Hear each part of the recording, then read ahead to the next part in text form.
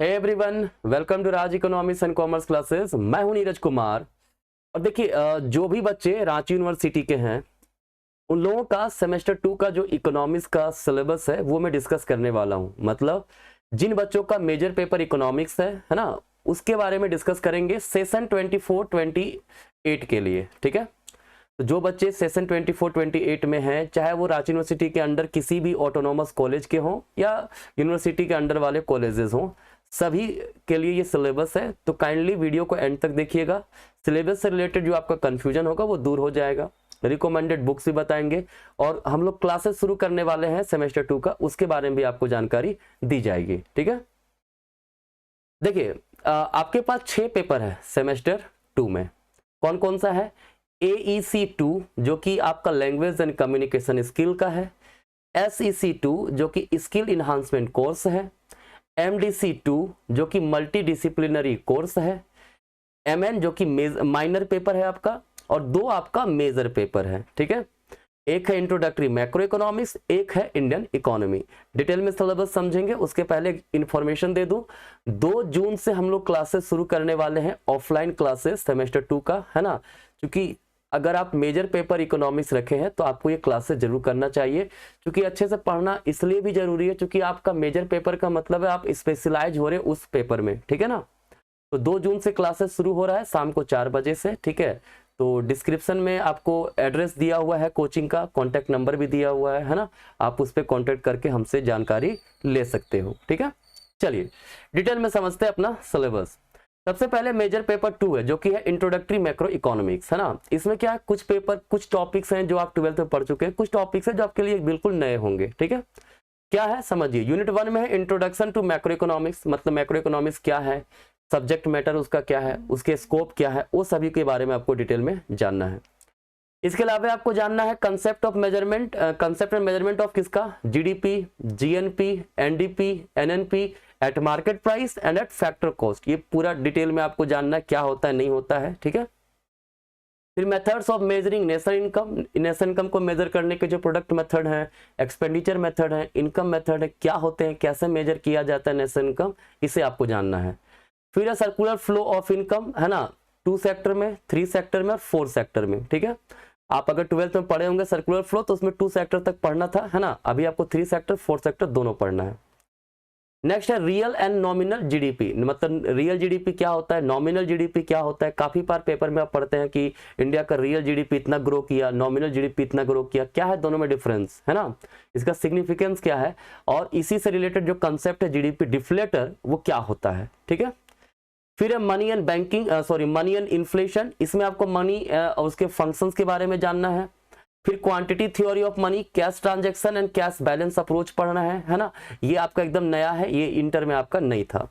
Inflation, ये भी आपका इंटर में वैसा नहीं था, इन्फ्लेशन भी डिटेल में पढ़ना। इन्फ्लेशन का डेफिनेशन, टाइप्स ऑफ इन्फ्लेशन, जो कि डिमांड पुल इन्फ्लेशन होता है, कॉस्ट पुश इन्फ्लेशन होता है, ये क्या है, और इस इन्फ्लेशन को कंट्रोल करने का फिस्कल पॉलिसी क्या होता है, मॉनेटरी पॉलिसी क्या होता है, इसको डिटेल में समझेंगे।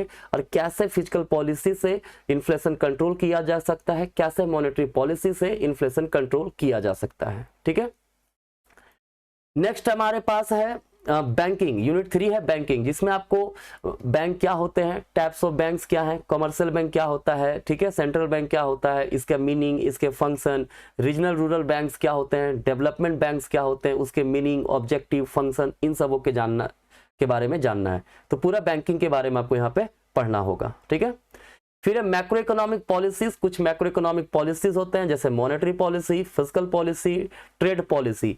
मॉनेटरी पॉलिसी का मीनिंग, उसका इंस्ट्रूमेंट क्या है, फिस्कल पॉलिसी का ऑब्जेक्टिव, इंस्ट्रूमेंट क्या होता है। फिर ट्रेड पॉलिसी में एक्सपोर्ट प्रमोशन क्या है, कैसे कंट्री को हेल्प करता है, इंपोर्ट सब्स्टिट्यूशन क्या है, वो कैसे कंट्री को हेल्प करता है, इसके बारे में आपको जानना है। ठीक है, तो ये आपका मैक्रो इकोनॉमिक्स का सिलेबस था। अगर मैं आपको बुक्स के बारे में बात करूं, ठीक है, तो अच्छे बुक्स की अगर बात करें, इंडियन राइटर में आप एच एल आहूजा का ले सकते हैं। एच एल आहूजा ये इंडियन राइटर है ना। और फॉरेन राइटर में जाइए तो मैनक्यू का बुक आप ले सकते हो, है ना। ये 2 बुक बहुत ही अच्छे बुक है किसके, मैक्रो इकोनॉमिक्स के। ठीक है, आगे देखिए। अब पढ़ते हैं मेजर पेपर 3 की ओर, जो कि है आपका स्ट्रक्चर ऑफ इंडियन इकोनॉमी। इसमें इंडियन इकोनॉमी के बारे में पूरा ओवरव्यू जानना है ना। इंडियन इकोनॉमी के हर एक सेक्टर के बारे में समझना है। यूनिट 1 में क्या है, स्ट्रक्चर ऑफ इंडियन इकोनॉमी, मतलब इंडियन इकोनॉमी के क्या क्या फीचर्स हैं भाई, है ना। फिर इंडियन इकोनॉमी में जो सेक्टर्स हैं, primary sector, tertiary sector, secondary sector, इसके बारे में जानना है। वो क्या कंट्रीब्यूट कर रहा है जीडीपी में, सारे सेक्टर, उसके बारे में जानना है। एम्प्लॉयमेंट में किसका कितना कंट्रीब्यूशन है, वो सारी चीज़ों को जानना है, ठीक है। फिर बेसिक इकोनॉमिक इंडिकेटर जो जीडीपी होता है, ग्रोथ रेट होता है, नेशनल डेट होता है, बैलेंस ऑफ ट्रेड होता है, इसके बारे में आपको समझना होगा, ठीक है। फिर trends of India's growth since economic reform, जो 1991 का इकोनॉमिक रिफॉर्म आया था, तब से इंडिया का जो ग्रोथ का ट्रेंड है वो कैसा है, उसके बारे में आपको जानना है। फिर है हमारा यूनिट 2, वो है पॉपुलेशन एंड ह्यूमन डेवलपमेंट, मतलब पॉपुलेशन के बारे में और वो जो ह्यूमन है उसका डेवलपमेंट के बारे में। पहला क्या पढ़ेंगे, डेमोग्राफिक ट्रेंड्स क्या है साइज में, है ना, क्या ट्रेंड्स रहा है। फिर पॉपुलेशन ग्रोथ रेट कैसा रहा है, age, sex, rural, urban and occupational distribution क्या है इंडिया में, इसको जानेंगे। फिर है ह्यूमन डेवलपमेंट क्या होता है भाई, और इसका एक बड़ा अच्छा इंडिकेटर है HDI, वो क्या है, इंडिया में उसका रैंकिंग किस प्रकार से है, HDI को कंस्ट्रक्ट कैसे करते हैं, उसका पूरा कंसेप्ट को हमको समझना पड़ेगा। फिर human capital and it's component, human capital क्या होता है, इसके कंपोनेंट होते हैं एजुकेशन, हेल्थ, है ना। तो एजुकेशन में उसका importance, gross enrolment ratio, literacy rate पढ़ना है। हेल्थ में उसका importance, status and trends of MMR, IMR, life expectancy, ये सबको जानना है। स्किल इन्हांसमेंट, है ना, आज के समय में स्किल की बहुत ही बात होती है, तो स्किल इन्हांसमेंट पढ़ना है। वर्कफोर्स पार्टिसिपेशन को हमें जानना है। फिर जो इंडिया के पॉपुलेशन है उसमें प्रॉब्लम्स क्या है, जैसे पॉवर्टी है, माल न्यूट्रिशन है, अनएम्प्लॉयमेंट है, इसका क्या मीनिंग होता है, इसके क्या टाइप्स हैं, ठीक है, और गवर्नमेंट ने क्या क्या इनिशिएटिव लिया है जिसके थ्रू ये प्रॉब्लम्स को दूर किया जा सके, इसे हमें जानना है, ठीक है।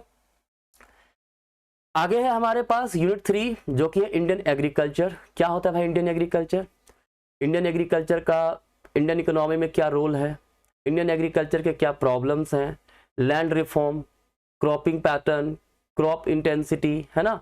फिर regional disparity in Indian agriculture, है ना, जो रीजनल डिस्पैरिटी है, कहीं पर कम डेवलपमेंट एग्रीकल्चर का, कहीं बहुत ज़्यादा डेवलपमेंट है, उसको पढ़ना है। इन ग्रोस कल्टिवेटेड एरिया को जानना है। Production, productivity of food grain का प्रोडक्टिविटी कैसा है इंडिया में, उसको हमें समझना है, ठीक है।